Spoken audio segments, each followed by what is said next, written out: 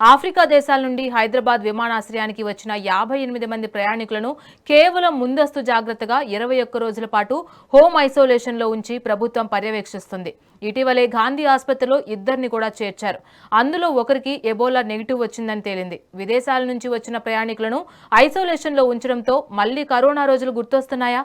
అసలు ఎబోలా అంటే ఏంటి? ఇది కూడా కరోనా లాగే వేగంగా వ్యాప్తి చెందుతుందా? మళ్లీ లాక్డౌన్ వచ్చే అవకాశం ఉందా? ఒకవేళ లాక్డౌన్ విధిస్తే దేశ ఆర్థిక పరిస్థితి ఏంటి? భయాందోళన వెనుక ఉన్న నిజాలేంటి? వీటన్నిటిపై మాట్లాడేందుకు ఇవాల్టి మన మెగా9 టీవీ డిబేట్లో ఉన్నారు డాక్టర్ పాపారావు గారు, కన్సల్టెంట్ ఫిజిషియన్, అలాగే బండారు రామ్మోహన్ రావు గారు, విశ్లేషకులు. సార్ నమస్తే. సార్ నమస్తే. సార్ పాపారావు గారు చెప్పండి, మొన్నటి వరకు కరోనా భయం వెంటాడుతూ ఉంది. ఇప్పుడు ఎబోలా వైరస్, ఇలా పేర్లు మార్చుకుంటూ వైరస్లు అనేవి భారతదేశాన్ని అతలాకుతలం చేస్తున్నాయి అనే చెప్పాలి. సో ఈ ఎబోలా వైరస్ అసలు ఏంటి, ఎలా వ్యాప్తి చెందుతుంది సార్? ఎబోలా వైరస్ అనేవి 1976లో సుమారుగా 50 సంవత్సరాల క్రితం మనిషి సొసైటీలోకి వచ్చింది. అప్పటి నుంచి అది మనుషుల మధ్య తిరుగుతూనే ఉంది. ఇది మొట్టమొదటగా ఫ్రూట్ బ్యాట్స్ అనే బ్యాట్స్ నుంచి రూపాంతరం చెంది మనిషికి ఇది ప్రాణాంతకంగా మారింది. ఇది మామూలుగానే అన్ని వైరస్లు ఇన్ఫెక్ట్ అయినట్లే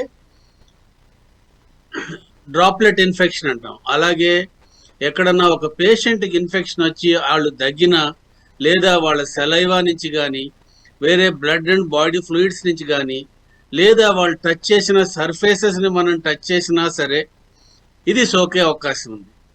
ఇది ఒకసారి సోకిందంటే మన శరీరంలోకి ప్రవేశించి అందులో బ్లడ్ సెల్స్ని అదుపు చేస్తుంది. ముఖ్యంగా మ్యాక్రోఫేజెస్ అని. ఈ మ్యాక్రోఫేజెస్ పని ఏంటంటే ఏదైనా వైరస్ కానీ బ్యాక్టీరియా కానీ శరీరంలో ప్రవేశించినప్పుడు వాటిని నశింపజేసే కణజాలాన్ని ముందు అది చెక్ చేస్తుంది. తర్వాత ఇది లివర్లోకి వెళ్ళి, తర్వాత శరీరంలో ప్రతి భాగంలోకి వెళ్ళి, ప్రతి భాగాన్ని కూడా ఇది మల్టీ ఆర్గాన్ డిస్ఫంక్షన్, అన్ని ఆర్గాన్స్ కూడా నాశనం అయ్యేటట్టు, వాటి ఫంక్షన్ డ్యామేజ్ అయ్యేటట్టు చేసి తద్వారా ప్రాణాంతకం అయ్యే అవకాశం ఉంది. సరైన టైంలో సరైన జాగ్రత్తలు తీసుకోకపోతే ప్రాణాంతకం అయ్యే అవకాశం ఉంది. రైట్ సార్, మనం చూసుకున్నట్లయితే కరోనా అనేది జస్ట్ గాలి ద్వారానే అత్యంత వేగంగా వ్యాప్తి చెందేటువంటి అది వైరస్ అని చెప్పుకోవాలి. మరి ఎబోలా వైరస్ అంతే పవర్ఫుల్గా వెళ్తుందా జనాల్లోకి? అండ్ అలాగే ఇప్పుడు చూసుకున్నట్లయితే 21 రోజుల పాటు ఈ ఐసోలేషన్ పీరియడ్ని కూడా అందరూ ఖరారు చేస్తున్నారు. దాంతో పాటుగా అంటే అసలు ఈ వైరస్ అనేది ఉందా లేదా అని బయటపడడానికి దీనికి ఒక పీరియడ్ ఆఫ్ టైం ఎంత ఉందంటారు? ఓకే, అది ఒక మనిషి శరీరంలోకి ప్రవేశించిన తర్వాత సుమారుగా 8 నుంచి 10 రోజుల్లో అది వ్యాధి కలుగు చేసే అవకాశం ఉంది. ఈ పీరియడ్నే ఇంక్యుబేషన్ పీరియడ్ అంటాం. అంటే ఈ వైరస్ బాడీలో ఇంక్యుబేట్ అయ్యి వాటి యొక్క సంతతిని విపరీతంగా పెంచుకొని అది అప్పుడు డిసీజ్ కాజ్ చేస్తుంది. రేరుగా ఇది 2 రోజులకే బయటపడవచ్చు, లేదా ఒక్కొక్కసారి 20 రోజుల వరకు ప్రొలాంగ్ అవ్వచ్చు. సో 2 నుంచి 20 రోజుల వరకు ఉండే ఇంక్యుబేషను రేర్గా ఉండొచ్చు. మోస్ట్ 95%లో 99%లో 8 నుంచి 10 రోజుల్లో ఇది వ్యాధి కలుగు చేస్తుంది. రెండోది, ఇది సుమారుగా మన కోవిడ్ వైరస్ కానీ లేదా ఇన్ఫ్లుయెంజా వైరస్ కానీ ఎలా వ్యాప్తి చెందుతుందో అలాగే వ్యాప్తి చెందుతుంది. ఒక మనిషి నుంచి ఇంకొక మనిషికి వ్యాప్తి చెందే అవకాశం ఉందన్నమాట.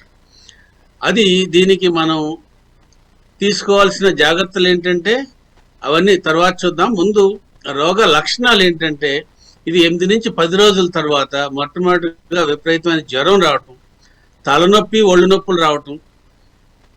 ఇంకొంచెం ముందుకెళ్తే ఈ దశలో మనం కొంచెం జాగ్రత్త పడి ఐసోలేషన్లో ఉండాల్సిన అవసరం ఉంది. లేకపోతే ఇది ఆ దశలో చుట్టుపక్కల వాళ్ళకు కూడా అంటుకునే అవకాశం ఉంది.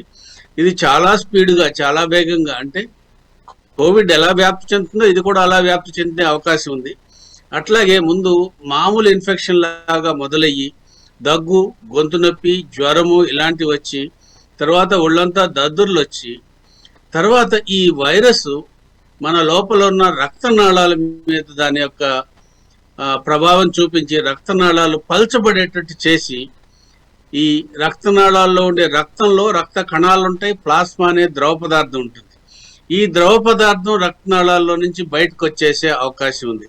అలాంటప్పుడు ఒక 5 లీటర్లు ఉండే రక్తం 1 లీటర్ బయటకు వస్తే 4 లీటర్లు అయిపోతుంది. అలాంటప్పుడు బీపీ డౌన్ అయిపోయి ఏ ఆర్గాన్స్కి ఏవే అవయవాలకి రక్తం ప్రసరణ చెందుతుందో ఆ అవయవాలన్నీ కూడా డ్యామేజ్ అయిపోతాయి. అంటే దాదాపు ప్రతి ఆర్గాన్కి, ప్రతి అవయవానికి కూడా రక్తం అనేది చాలా ముఖ్యం, వైటల్. ఎందుకంటే అది ఆక్సిజన్ చేరవేస్తుంది కాబట్టి. సో ఈ దశలో ఏ ఆర్గాన్ డ్యామేజ్ అయినా సరే దాని ప్రభావం తీవ్రంగా ఉంటుంది. అట్లాగే మల్టీ ఆర్గాన్ ఫెయిల్యూర్, అనేక ఆర్గాన్స్ ఇది ఫెయిల్ చేయటం వల్ల ప్రాణాపాంతకం అయ్యే అవకాశం ఉంది. అయితే కోవిడ్తో పోల్చుకుంటే ఇది అత్యంత తీవ్రమైన ఇన్ఫెక్షన్. మరణాల సంఖ్య చాలా ఎక్కువ, సుమారు 50 నుంచి 55 మంది వరకు కూడా, 100లో 50 నుంచి 55 మంది ప్రాణాలు కోల్పోయే అవకాశం ఉంది.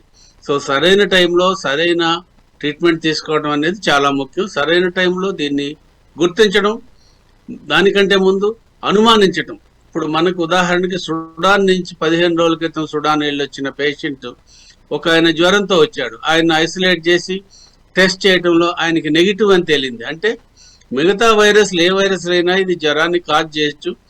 దానివల్ల మనం అయినా సరే మనం అనుమానించి వేరే వైరస్ అనుకోకుండా అది ఎబోలా అని అయ్యుండే అవకాశాలు ఎక్కువ ఉన్నాయని మనం అనుమానించాలి. దానికి విధిగా వైరస్ టెస్ట్ చేసినట్లయితే బెడ్ శాంపుల్ని వైరాలజీ ఇన్స్టిట్యూట్ పూణే పంపించినట్లయితే అక్కడ PCR టెస్ట్ ద్వారా వైరస్ నిర్ధారిస్తారు. ఈ నిర్ధారణలో వైరస్ అని తేలితే దానికి ట్రీట్మెంట్ ఉంటుంది, వైరస్ కాదని తేలితే దాన్ని మామూలు జ్వరంగా గుర్తించి దాన్ని రిలీజ్ చేసేయచ్చు. స్థూలంగా ఇదన్నమాట. ఇప్పుడు చూసుకున్నట్లయితే గత వారం రోజులుగా ఆఫ్రికా నుంచి ప్రయాణికులు ఇక్కడికి రావడము, ఎయిర్పోర్ట్లో ఈ డిటెక్ట్ చేయడము ఈ వైరస్ని, అలాగే వాళ్ళని గాంధీ ఆసుపత్రికి తరలించడం, ఇవన్నీ కూడా జరుగుతూనే ఉన్నాయి. కానీ మెయిన్గా చూసుకున్నట్లయితే సాధారణంగా ఎవరైనా జ్వరము, తలనొప్పి ఇవి మినిమంగా భావిస్తూ ఉంటారు. సాధారణంగానే ఈ సీజన్ చేంజ్ వల్ల వస్తాయి కదా అనుకుంటారు. కానీ తీవ్రతరం అయ్యే వరకు గుర్తించలేని పరిస్థితి. మరి గాంధీ ఆసుపత్రిలో దీనికి తగ్గ ఎక్విప్మెంట్ కావచ్చు, అలాగే వైరస్ని గుర్తించే పరికరాలు కావచ్చు, వచ్చిన తర్వాత కావాల్సిన ట్రీట్మెంట్ కానీ దానికి కావాల్సినటువంటి యాంటీబయాటిక్స్ కానీ ఇవన్నీ అందుబాటులో ఉన్నాయా మన హైదరాబాద్లో? ఖచ్చితంగా అందుబాటులో ఉన్నాయండి. ఇక ప్రత్యేక పరిస్థితుల్లో ప్రత్యేక వార్డులో ఉంచి నిపుణులైన డాక్టర్లు కూడా అందుబాటులో ఉన్నారు అక్కడ. సో సరైన టైంలో దానికి వైద్యం చేయటం జరుగుతుంది. అయితే దీనికంటే ముందు మనం సస్పెషన్, తర్వాత వ్యాధి నిర్ధారణ, ఇవన్నీ ముఖ్యం. ఎందుకంటే ఒక్క కేసు కూడా ఇండియాలో ఇప్పటి వరకు ఇది నమోదు కాలేదు, పాజిటివ్ రాలేదు. అయితే అయినా అప్రమత్తంగా ఉండాల్సిన అవసరం ఉంది. ఎందుకనంటే మనకి గుమికూడే అవకాశం ఎక్కువ ఉంటుంది. ఒకళ్ళకి ఏదైనా జ్వరం వచ్చినా ఎక్కువ మంది చూడడానికి వెళ్ళటం, లేదా ఎక్కువ మంది గ్రూపులుగా ఉండటం అనేది సహజం ఇండియాలో ఎక్కువ మంది పాపులేషన్ వల్ల. సో అలాంటప్పుడు ఎక్కువ పాపులేషన్ ఉండే స్లమ్స్లోను, లేదా ట్రైనింగ్ ఏరియాస్లోను, లేదా ట్రావెల్ ఏరియాస్లోను, బస్సుల్లోను, ఫ్లైట్లోను, ప్రతి చోట ఈ వైరస్ తేలిగ్గా వ్యాప్తి చెందే అవకాశం ఉంటుంది. కాబట్టి అప్రమత్తంగా ఉండటం అనేది చాలా ముఖ్యం. రైట్. కరోనాకి ఎలా అయితే వ్యాక్సినేషన్ మనం ఆల్రెడీ చూసాము, దశల వారీగా వ్యాక్సిన్లు కూడా ఇవ్వడం జరిగింది. అలాగే ఈ ఎబోలా వైరస్కి కూడా సంబంధించినట్టు వరకు వ్యాక్సిన్స్ ఏమైనా అందుబాటులో ఉన్నాయా? అండ్ ట్రీట్మెంట్ ఏ విధంగా చేయించుకోవాలి ఒకవేళ కనుక వైరస్ సోకితే? వ్యాక్సిన్ పైప్ లైన్లో ఉందండి. ఇప్పటివరకు వ్యాక్సిన్ ఫ్రీగా మనుషులకి అవైలబిలిటీ లేదు. అయితే ఇప్పటి వరకు ఉన్న వాటిలో ఓన్లీ డాగ్స్కినో మిగతా వాటికి వ్యాక్సిన్స్ ఉన్నాయి. సో ట్రీట్మెంట్ అనేది కొన్ని ఇంకా పరిశోధనలోనే ఉంది. పూర్తి స్థాయిలో ట్రీట్మెంట్ ఇది మిద్దంగా అయితే లేదనమాట. సో కొన్ని యాంటీవైరల్ డ్రగ్స్, ఓల్డెసివిర్ అని, అలాగే మనం ఇంతకు ముందు కరోనాలో వాడినటువంటి రెమ్డెసివిర్, ఇవన్నీ కూడా ప్రయోగాలు జరుగుతూ ఉన్నాయి. ప్రస్తుతానికైతే మనం రెమ్డెసివిర్ని మనకి విరిగా అవైలబుల్ ఉంది కాబట్టి వ్యాధి నిర్ధారణ అయితే మనం రెమ్డెసివిర్ వాడుకోవచ్చు. దానివల్ల కొంత ప్రయోజనం ఉంటుంది. మిగతాదన్నీ కూడాను మనం అనుకున్నట్లు ఏదైతే బ్లడ్ వాల్యూమ్ తగ్గుతుందో, బ్లడ్ వాల్యూమ్ మెయింటైన్ చేయడానికి విరివిగా ఫ్లూయిడ్స్ ఇవ్వడం శరీరంలోకి, వాటర్, జ్యూస్, బటర్ మిల్క్ లాంటివి, అలాగే ఐవి ఫ్లూయిడ్స్ ఎక్కించడం, లేదా వాంతులు, విరోచనాలు లేకపోతే దానికి సపరేట్గా ట్రీట్మెంట్ ఇవ్వటం, లేదా ఫీవర్ ఏదన్నా వచ్చినప్పుడు పారాసిటమాల్ లాంటివి ఇవ్వటం, ఇలాంటివి చేయాలి. ఎందుకంటే అంతకంటే ఎక్కువ మనం పెయిన్ కిల్లర్స్ వాడటం వల్ల కొన్ని ప్రమాదాలు వచ్చే అవకాశం ఉంది. అసలే ఇది హెమరేజిక్ ఫీవర్ లాంటిది కాబట్టి బ్లీడింగ్ కూడా అయ్యే అవకాశం ఉంటుంది ఇంటర్నల్గా. సో అలాంటప్పుడు మనం మిగతా పెయిన్ కిల్లర్స్ వాడకుండా సాధ్యమైనంత ఉపశమనం పేషెంట్కి ఉండేటట్లు ఈ రోగ నిర్ధారణ అయితే మాత్రం యాంటీవైరల్ డ్రగ్స్ వాడడం, ఇవన్నీ కూడా ముఖ్యమైన విషయాలండి. స్టేజెస్ కూడా ఏమైనా ఉంటాయా సార్ ఇందులో? ఈ ఎబోలా వైరస్కి సంబంధించి స్టేజెస్ కానీ పర్టికులర్గా ఒకవేళ స్టేజెస్ ఉంటే ఆ స్టేజెస్లో తీసుకోవాల్సినటువంటి జాగ్రత్తలు ఏంటి? Stages mild Ebola, severe Ebola. మనం ఎట్లాగో మైల్డ్ కోవిడ్, సివియర్ కోవిడ్ ఉన్నట్టు, మైల్డ్ డెంగ్యూ, సివియర్ డెంగ్యూ ఉన్నట్లు ఇందులో కొన్ని స్టేజెస్ ఉన్నాయి. మైల్డ్ ఫీవర్ వచ్చి రోగ నిరోధక శక్తిని బట్టి అది యాంటీవైరల్ డ్రగ్స్ కానీ మిగతా తీసుకున్నప్పుడు అది వెంటనే తగ్గి తిరిగి వెళ్ళే అవకాశం ఉంది. ఎందుకనంటే సుమారుగా కాంగో అనే దేశంలో 160 మందికి ఇన్ఫెక్ట్ అయితే ఒక 23 మంది మరణాల సంఖ్య ఉంది అక్కడ. మిగతా వాళ్ళంతా కూడాను బయటపడ్డారు ఈ వ్యాధి నుంచి సరైన ట్రీట్మెంట్ వల్ల. ఇంకొందరు ట్రీట్మెంట్ ఇంకా జరుగుతూ ఉంది. అలాగే ఉగాండాలో సుమారుగా 20 మందికి ఇన్ఫెక్ట్ అయితే ఒకరే చనిపోవడం జరిగింది. సో ఓవరాల్గా థియరిటికల్గా దీని మరణాల సంఖ్య 50 అయినప్పటికీ ముందు నుంచే జాగ్రత్త పడి సరైన సపోర్టివ్ ట్రీట్మెంట్ అంటాం, సపోర్టివ్ ట్రీట్మెంట్ తీసుకుంటూ ఐసోలేషన్లో ఉంచి మిగతా వారికి ఇది సోకకుండా మనం జాగ్రత్త పడి ఆ పేషెంట్ వరకు పూర్తి స్థాయిలో వైద్యం చేసినట్లయితే బయటపడే అవకాశాలు చాలా ఎక్కువగానే ఉంటాయండి. అయితే దీనికి ఇమ్యూనిటీ అనేది మనకు ఉండదు. ఎందుకంటే ఇంతకుముందు దీనికి సంబంధించిన వ్యాక్సిన్ లేదు, అలాగే దీనికి ఈ ఇన్ఫెక్షన్ ఇంతకు ముందు మనకి రాలేదు కాబట్టి మన సొసైటీలో దీనికి తగ్గ ఇన్ఫెక్షన్ ఉండదు కాబట్టి మనకి ఎట్లాగైతే కోవిడ్లో ఇన్ఫెక్షన్ లేకుండా ఉందో అలాంటప్పుడు ఫస్ట్ వేవ్లో, సెకండ్ వేవ్లో చాలా తీవ్రంగా వచ్చింది. తర్వాత ఇన్ఫెక్షన్స్ కూడా ఎక్కువ మందికి వచ్చి వ్యాక్సిన్లు ఎక్కువ మంది తీసుకున్నప్పుడు ఈ రోగ నిరోధక శక్తి పెరిగి క్రమేణా కేసుల సంఖ్య తగ్గింది. సో అదేవిధంగా దీంట్లో ఇప్పటివరకు ఎవరికి రాలేదు కాబట్టి, ఎవరికి సోకలేదు కాబట్టి ఇమ్యూనిటీ కూడా ఎక్కువగా ఉండే అవకాశం లేదు. దీన్నే స్పెసిఫిక్ ఇమ్యూనిటీ అంటాం.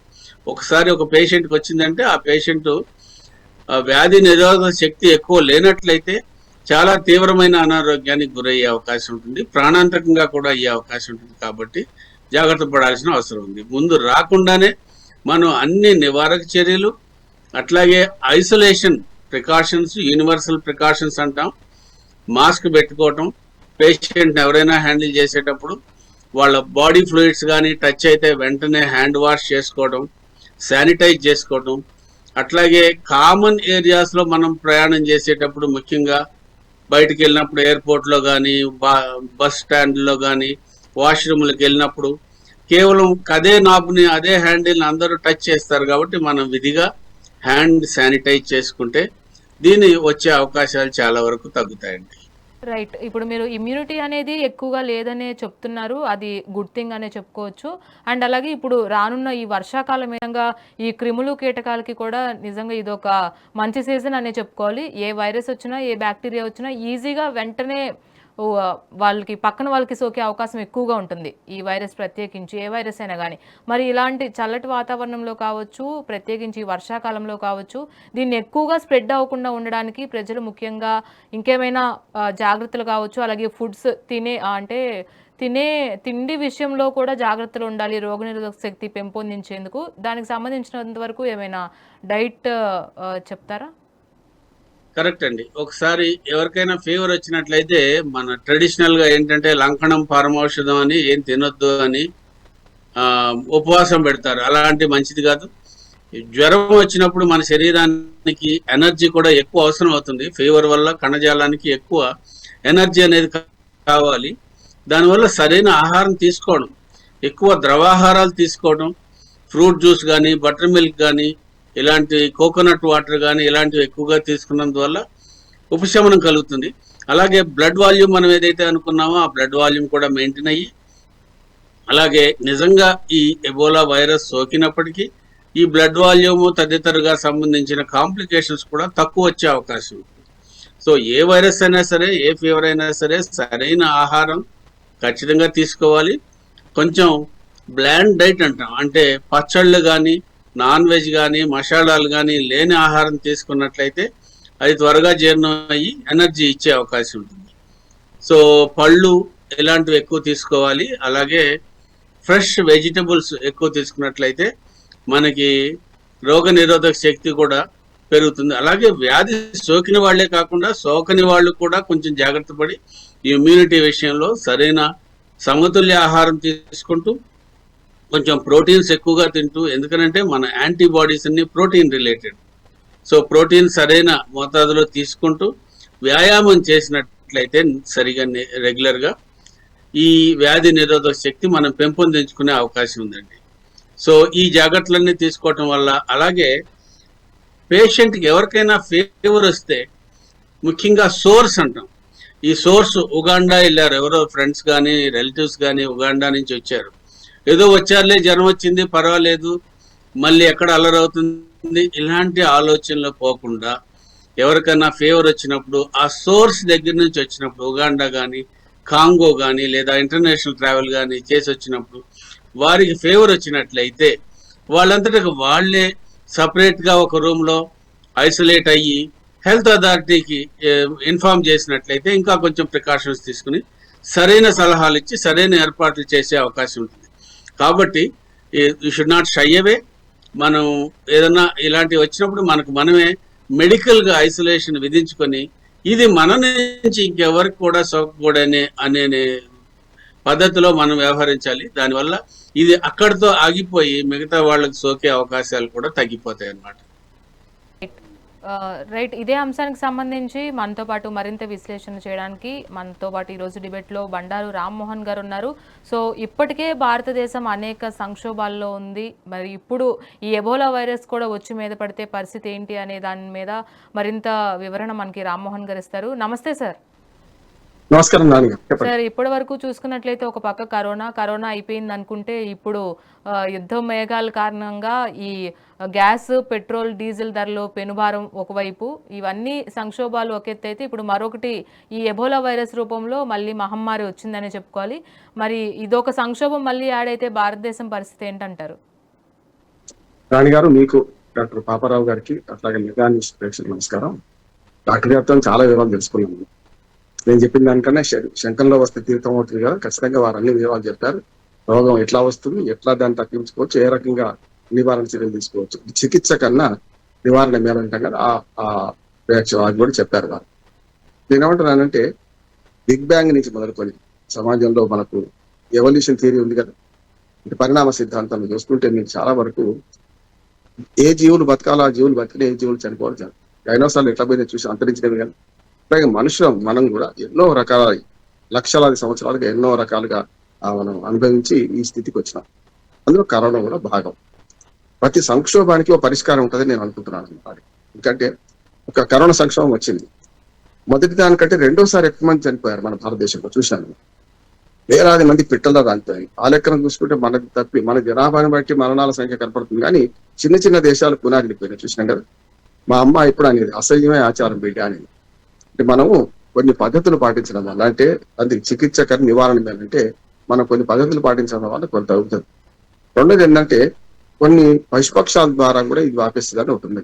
ముఖ్యంగా దక్షిణ ఆఫ్రికాలో కొన్ని దేశాల్లో గబ్బిలాలు, గతంలో కరోనా కూడా చైనా నుంచి గబ్బిలాల ద్వారా వచ్చినాయి. గబ్బిలాలు అంటే మన చిన్నప్పుడు మనకు అరిష్టం అనేవాళ్ళు. గబ్బిలాలు మన ఇంటి చెట్టు మీదకి వస్తే అరిష్టం, దానివల్ల రోగాలు వస్తాయని అప్పట్లో శాస్త్రీయంగా మన సాంప్రదాయంగా భావించారు. చూసినాం. ఇంకా నేను ఏమంటున్నానంటే డాక్టర్ గారు రోగ వివరాలు చెప్పారు, కానీ ఆ వివరాల తర్వాత మనం చేయాల్సింది ఏంటంటే మనము స్వీయ నియంత్రణ కొన్నింటికి పాటించుకోవాలి. చెప్తున్నా స్పష్టంగా. మాకు నిజామాబాద్ లో మా మామగారు ఉండేది. వాళ్ళ ఇంటికి పోతే పిల్లలు ఆడుకొని వచ్చినా కూడా మోచేతుల దాకా కాళ్ళు చేతులు కడుక్కొని, మోకాళ్ళ దాకా కాళ్ళు మోచేతుల దాకా చేతులు కట్టుకొని ఇంటికి లోపల రానిపోవడం, అవన్నీ అప్పుడు పాటించినారు. ఇప్పుడు అంతా పోయింది. కనుక ఏమంటున్నానంటే ఇప్పుడు ఈ సంక్షోభానికి పరిష్కారం కూడా కనుక్కొని ప్రయత్నం అంటే కాకపోతే మాకు ఏంటంటే మనకు కరోనా వచ్చిన మొదటి దశలో వ్యాక్సిన్ లేదు. మనకు వ్యాక్సిన్ వచ్చిన తర్వాత మెల్లమెల్లగా హెరిడ్ ఇమ్యూనిటీ పెరిగింది అనుకోండి. ఇవాళ అదే జరుగుతుంది. ఇక్కడ కూడా హెరిడ్ ఇమ్యూనిటీ వస్తుంది. కానీ జ్వరాలను గుర్తించడం ఎట్లా డాక్టర్లు చెప్పాలి. ఇప్పుడు చెప్పారు మన పాపరాలు, జ్వరాలు రకరకాల జ్వరాలు, చికెన్ గున్యా ఉంది, డెంగ్యూ ఉన్నది. మామూలుగా ఇప్పుడు వర్షాకాలంలో వచ్చే జ్వరాలు కూడా రకరకాలు వస్తాయి. ఇప్పుడు వడదెబ్బ ఒకటి జ్వరం వస్తుంది, వర్షాకాలంలో వచ్చే సూక్ష్మక్రిముల వల్ల జ్వరం వస్తుంది. ఈ జ్వరాలలో వారు చెప్పినట్టు దద్దుర్లు తేరడం అనేది కొన్ని జ్వరాలలో ఉంది, అన్నిటి లేదు కదా. కనుక ఆ దద్దుర్లు వచ్చేదాకా కాకుండా జ్వరం వస్తే ఇమ్మీడియట్ మనకు ఎబోలా పరీక్ష చేసుకోవాల్సిన అవసరం లేదు, కానీ జ్వర లక్షణాలను బట్టి డాక్టర్లు చెప్పగలుగుతారు కదా. మంచి మామూలుగా మన అమ్మమ్మలు నానమ్మలు కూడా మన ఇంట్లో ఉన్న వాళ్ళు కూడా జ్వర లక్షణాలు బట్టి కొంత తీవ్రత చెప్పగలుగుతాం, చూస్తున్నాం. కనుక మొదలు జ్వరం రాగానే హైరాణ పడకుండా చాలా వరకు మనం చూస్తే రాణి గారు కరోనా పీరియడ్ లో భయంతో ఎక్కువ మంది చచ్చిపోయారు. ఒకటి ప్రైవేట్ ఆసుపత్రిలో దోపిడీ, రెండోది భయం వల్ల. ఒక ఉదాహరణ చెప్తాను. బాలసుబ్రహ్మణ్యం గారి జయంతి మొన్ననే 4వ తారీఖు జరుపుకున్నాం. ప్రఖ్యాత గాయకుడు బాలసుబ్రహ్మణ్యం గారు కానీ, మాజీ రాష్ట్రపతి ప్రణబ్ ముఖర్జీ గారు కానీ కరోనాతో గెలిచిండ్రు, న్యూమోనియాతో చచ్చిపోయారు. చూసింది కదా డాక్టర్ గారు బాధ తెలుసు. న్యూమోనియాతో చనిపోయారు అంటే ఐసీయూలో పెట్టడం వల్ల అది ఇంకో రకంగా వికటించింది. నా అనుభవంలో అంటే ఆసుపత్రులు తప్పడతలేను కానీ నా అనుభవంలో కరోనా వ్యాధిలో భయపడ్డ వాళ్ళు ఎక్కువ మంది చనిపోయారు, ఆసుపత్రికి పోయిన వాళ్ళు ఎక్కువ మంది చనిపోయారు. ఇంట్లో నిబ్బరంగా ఉండి ఐసోలేషన్ పాటించి చేసిన వాళ్ళు చాలా మంది తక్కువ మంది చనిపోయారు. అంటే అట్లానే రోగాన్ని గుర్తించకుండా ఇంట్లో పడుకోవడం కాదు సమస్య. అందుకనే పాతకాలం ఒక సామెత కూడా ఉంది రాణిగా, రోగాన్ని రట్టు సంసారం గుట్టాలి. సంసారం గుట్టగానే ఉంచుకోవాలి, రోగాన్ని రట్టు చేసుకోవాలంటే. ఇంతకు డాక్టర్ గారు చెప్పారు కదా, మనకి ఏది వచ్చిందో ఎందుకు అనవసరంగా డిక్లేర్ చేస్తే బయట అందరికి తెలిస్తే వాళ్ళు ఐసోలేట్ చేస్తారని నష్టం ఉంది. మనకు సెల్ఫ్ ఐసోలేట్ అయిదాం. చాలా సామాజిక దూరం అన్నారు దాన్ని.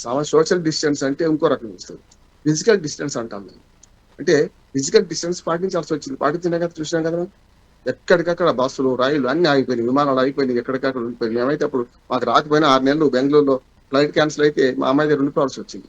కానీ సమస్య ఏంటంటే దాని అవగాహన అన్నిటికంటే ముఖ్యం అంటున్నారు. ఇప్పుడు డాక్టర్ గారితో మీరు నిజంగా మన టీవీలో మెగాని పెట్టడం చాలా సంతోషం అంటారు. రోజు రాజకీయ చర్చల్లో పాల్గొంటున్నాం అని నాకు చాలా రిలీఫ్ అనిపిస్తుంది. ఒక రోగం గురించి, ఒక జబ్బు గురించి మన సమాజానికి తెలుపుతున్నాం కదా, దానిలో ఏమొచ్చేది లేదు రాజకీయ విశ్లేషణ వల్ల. దీనిలో చాలా విషయాలు తెలుస్తాయి అంటారు. రామ్మోహన్ గారు, ఒక విషయం ఏంటంటే ఇప్పుడు రోగాలు ఎన్నో వస్తున్నా కానీ దానికి ట్రీట్మెంట్ ఏ విధంగా ఉన్నా కానీ ప్రజల్లో ఇంకో భయం ఏంటంటే మళ్ళీ లాక్డౌన్ ఏమైనా పెడతారా, ఒకవేళ లాక్డౌన్ పెడితే మా పరిస్థితి ఏంటి?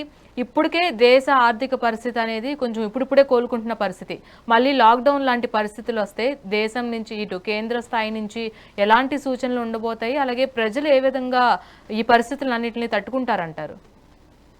అంటే నా ఉద్దేశం ప్రకారం మన భారతదేశం చాలా సేఫ్ గానే ఉంది ఇప్పటికీ. ఒకటేమో మన సాంప్రదాయ వైద్యము, దాంతో పాటు పద్ధతులు, వీటి వల్ల కరోనాలో మిగతా చాలా అభివృద్ధి చెందిన దేశాలు ఎంత నష్టపోయినా చూసినాం మనం. ఆ లెక్కన మనం చాలా తక్కువ నష్టపోయాం. జనాభా ఎక్కువ ఉన్న మరణాల సంఖ్య కనపడుతుండొచ్చు కానీ చాలా తక్కువ నష్టపోయాం. ప్రమాద గంటికలు మోగుతున్నాయి కానీ ప్రమాదం ముందుకు రాలేదు. కాబట్టి అందుకని ఏమంటున్నాను కదా, ప్రివెన్షన్ చేసుకుని ప్రయత్నం చేయాలి. ముఖ్యంగా ఏంటి, వేరే దేశాల నుంచి వస్తున్న వాళ్ళు జాగ్రత్తగా ఉంది. అందుకని మన శంషాబాద్ విమానాశ్రయంలో 58 మందిని చేసి మనకు సెల్ఫ్ దాన్ని పంపించి 2 చూస్తే నెగిటివ్ వచ్చింది ఒక ఆయన కదా, గాంధీ హాస్పిటల్ చూస్తే. అందుకని నా ఉద్దేశం ఏంటంటే అప్పుడు కూడా గతంలో కూడా ఇట్లాంటివి అని చాలా ఉన్నాయి. ఇప్పుడు క్వారంటీ హాస్పిటల్ అంటాం, క్వారంటీ జ్వరం కాదు, క్వారంటైన్ హాస్పిటల్లో ఇటువంటి సంక్రమిత వ్యాధుల కోసం మనకు ఆసుపత్రి నిజాం కాలం ఇప్పుడు కాదు కట్టారు కదా, మన దగ్గర నల్లకుంటలో ఉంది కదా. అట్లా క్వారంటైన్ చేయడం అనేది ఎప్పుడైనా ఉంది అంటున్నాను. ఇప్పుడు మనకు మడి మైల ఇవన్నీ అవే అంటున్నాను. ఇవాళ పురుటి పిల్లల దగ్గరికి ఎవరు పోవద్దని చెప్పి కదా, 11 రోజులు ఎవరు పోవద్దని, ఇవన్నీ సంక్రమిత వ్యాధులు రాకుండా కదా. సృష్టి కూడా అంతే, చచ్చిపోతే ఆ సృష్టి పాటించడం అనేది మూఢనమ్మకం కాదు, అది కూడా ఒక పద్ధతి అంటున్నారు. ఐసోలేట్ కావాలి. ఏ రకంగా చచ్చిపోయిందో తెలియదు. అందరూ మామూలుగా చచ్చిపోరు కదా, వృద్ధాప్యంతో పండుటాకు రాలినాడు చచ్చిపోరు కదా. అందులో ఏ రకం రహస్యం ఉంది, ఏ రకంగా చచ్చిపోయిందో. కనుక పోయి వస్తే స్నానం చేయాలి, చావు పోయేస్తాను ఎందుకు పెట్టింది ఇవన్నీ కూడా.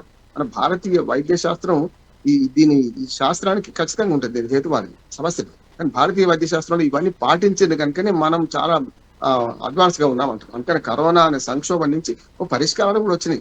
ఉదాహరణ డాక్టర్ గారు నాకు పరిచయం లేదు, నేను రోజు టీవీలో 10-12 టీవీలో మాట్లాడుతుంటాను. మనం ఎట్లా వచ్చింది, గతంలో టీవీ స్టూడియో ఓవర్స్ వస్తుంది, దాదాపు 2 టీవీల కన్నా ఎక్కువ మాట్లాడకపోతుంది. అదే కరోనా వస్తే సంక్షోభం, అది సంక్షోభం నుంచి పరిష్కారం కనుక్కుని జూమ్ మీటింగ్లు ఎందుకు అంతకుముందు ఎందుకు పెట్టుకోలే 5 ఏళ్ల క్రితం మనం. అంటే ఒక సంక్షోభ పరిష్కారం, ఆర్థికంగా రాజకీయంగా అన్ని పరిష్కారాలు చూపెడతాంటారు. ఇప్పుడు కూడా ఎబోలో వాది ఇంకా మన దగ్గర రాలేదు. వచ్చే అవకాశం ఉన్న దక్షిణాఫ్రికా దేశాల నుంచి కానీ ఇతర దేశాల నుంచి వస్తే మనం జాగ్రత్తగా ఉన్నాం. ఒకవేళ గబ్బిలా నుంచి వస్తుంది అనుకున్నప్పుడు వాటికి కూడా కొంచెం దూరంగా ఉండాలి. అంతేందుకు పావురాల వల్ల కూడా డాక్టర్ గారు బాగా తెలుసు, పావురాల వల్ల కూడా మన పావురాల గింజలు తగ్గుతాం. నిజంగా దాని ధూళి ఏదైతుందో, దాని యొక్క మన శ్వాస ఏదైతుందో మనకు చాలా నష్టం కలిగిస్తుంది. అపార్ట్మెంట్లలో చాలా మనం ఏదో భూతదే అని చెప్పి పావురాలకు విత్తనాలు చల్లుతుంటాం, తప్పు అంటున్నాండి. పావురాలకు ఎందుకు వస్తున్నాయి మా దగ్గరికి, చెట్లు లేకపోయి కూడా వస్తుంది. చెట్లే ఉట్టి పావురాలు మన అపార్ట్మెంట్లలో గూడు కట్టుకొని ఉండవు కదా. అందుకని మన ప్రకృతిని నాశనం చేసి, పర్యావరణం నాశనం చేసి, నిన్న కాక మొన్ననే మన పర్యావరణ దినోత్సవం జరుపుకున్నాం. పర్యావరణం నాశనం చేసి అయ్యా దేవుడు అంటే గాల్లో దీపం పెడితే దేవుడు వరం ఇవ్వడు కదా, పోతుంది కదా, దీపం ఆరిపోద్ది కదా. అందుకని మనం చేయాల్సిందంటే అవగాహన ముఖ్యం అన్నిటికంటే. ఇప్పుడు మీరు చెప్పిన ఈ కార్యక్రమంలో డాక్టర్ పాపారావు గారు చెప్పి చాలా అవగాహన అంటున్నారు. నాలాంటి వాడు కూడా అవగాహన ఉంటుంది. అంటే ఈ అవగాహన పెంచే క్రమంలో మనం మిగతా కమర్షియల్ పక్కన పెట్టి పెంచాల్సిన అవసరం ఉంది. మొట్టమొదటి ఇప్పుడు ఎబోలా వ్యాధి గురించి మాట్లాడుతుంది. ఇలా రకరకాల జ్వరాలు ఉన్నాయి కదా నేను చెప్పినవి. అన్ని జ్వరాలు ఒకే లక్షణంతో కలిగి ఉండవు.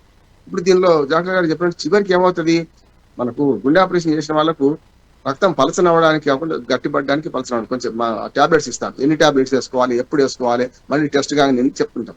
ఇక్కడ కూడా ఏమైందంటే ఈ జ్వరం వల్ల రక్తం పలచన పడిపోయి 9 రంధ్రాల నుంచి ఎక్కడి నుంచి అయినా పోవచ్చు. ముక్కు నుంచి కాకపోవచ్చు, రక్తం నోట్ల నుంచి కావచ్చు, చెవుల నుంచి కాకపోవచ్చు, ఏ రకమైనా పోవచ్చు. అటువంటి అప్పుడు అంత సివియర్ కాకుండా జ్వరం రాగానే మనం ఏం చేస్తాం, జనరల్ గా ఇప్పుడు చికెన్ గున్యా మనకు ఈ రెండు అయితే మనకు చాలా అనుభవం కదా, మనం ఏం చేస్తాం, వాళ్ళ ఒళ్ళు నొప్పులు వస్తాయి చికెన్ గున్యా మన జ్వరం వస్తే చూస్తుంటాం కదా. మామూలు జ్వరాలకు దానికి తేడా తెలుసుకుని ప్రయత్నం చేయాలి. నా ఉద్దేశం ఏంటంటే ఆర్ఎంపీ డాక్టర్ల నుంచి మొదలుకొని దీని మీద అవగాహన కల్పించాలనుకున్నాను. ఇప్పుడు మన టీవీ మన ఛానల్ ఏది ప్రసారం చేస్తున్నాం, ముఖ్యంగా ప్రాథమిక వైద్యం చేస్తుంది ఎవరు, ఊళ్ళల్లో అందరూ ఆర్ఎంపీ డాక్టర్లు ఎక్కువ. వాళ్ళకు పోవాలి. ఇప్పుడు ఈ చికెన్ ఈ వ్యాధి ఎట్లా వస్తుంది, ఈ జ్వరం ఎట్లా వస్తుంది, దీనికి నివారణ ఏమిటి. నివారణ అంటే అంతే మామూలు సాంప్రదాయ వైద్యమే చేస్తున్నారు. డాక్టర్ దగ్గర కూడా అద్భుతాలు లేవు, మంత్రదండం అంతకంటే లేదు కదా. ఉన్నదాన్ని ఎట్లా వాడుకోవాలని చూస్తారు. అందుకనే డాక్టర్ పాపారావు గారు చెప్పారు, ఏది నొప్పి నివారణ మందులు వేయకండి అన్నారు కదా. అవి వేస్తే నష్టం అవుతుంది అంటున్నారు. ఏం చేయాలి మరి, జ్వర నివారణ తక్కువ చేసే ప్రయత్నం చేయాలి. చేసుడితో పాటు ఎప్పటికప్పుడు పరీక్షలు చేసుకోవాల్సి, దానికి అవసరమైన ఇప్పుడు మన తెలంగాణలో కానీ ఆంధ్రప్రదేశ్లో కానీ ప్రాథమిక ఆరోగ్య కేంద్రాల్లో ఇప్పుడు ఈ పరీక్షలు చాలా అద్భుతంగా జరుగుతున్నాయి. మేము మన లోక్సత్తా నుంచి సర్వే చేసినాం, మొత్తం ఉత్తర తెలంగాణ జిల్లాలు మొత్తం సర్వే చేసినాం, ఒక మహబూబ్ తప్ప. అద్భుతంగా పరీక్షలకు వస్తే వాళ్ళని పరీక్షిస్తున్నారు. సాయంత్రం కల్లా జిల్లా కేంద్రానికి పోతుంది, తెల్లారి కల్లా రిపోర్ట్ వస్తున్నది. చూస్తున్నాం కదా మనం, మనకు ఈ పేపర్ రిపోర్ట్స్ వస్తున్నాయి, ఫిజికల్ రిపోర్ట్ అవసరమే లేదు.